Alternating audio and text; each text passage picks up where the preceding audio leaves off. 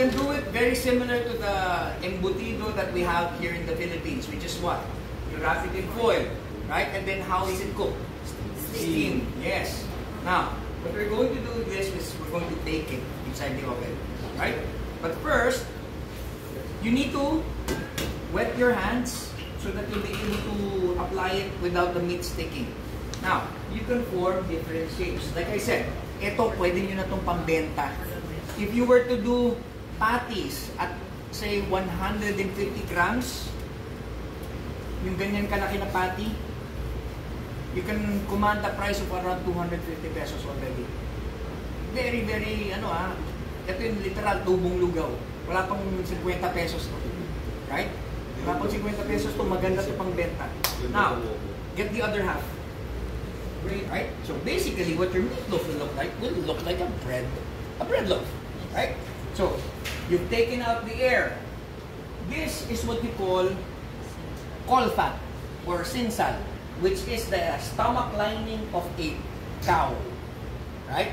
You can do a stomach lining of a pig, no problem. Medyo maanggo lang yun. It's very gamey. Now, for this, you need to soak it in water to take out that funk because it is extremely funky. Where can you buy it? Palengke. Very easy to find this, actually. Sobrang dali lang nito. The one piece of offal, remember, offal? Meat lecture? Yes. This is offal. The one piece of offal that is extremely hard to find here in the Philippines is blood. Umagang-umaga, ubus kagad yan. That's the first things to get sold. Second will be the buntot.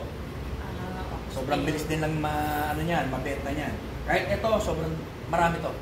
You won't run out of this. And then you dump it here at the center. Right?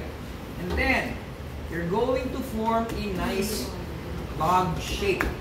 Sige, form it. Sure. Yeah? How do they get to producing this? They rip the leg out. They rip it open. Not too wide though. Not too wide. Okay? Everlasting. Yes. Tapos naka-lanera. Yes, naka-lanera siya. Alright? So, Everlasting yung tawag sa kanya. you have your meat already formed.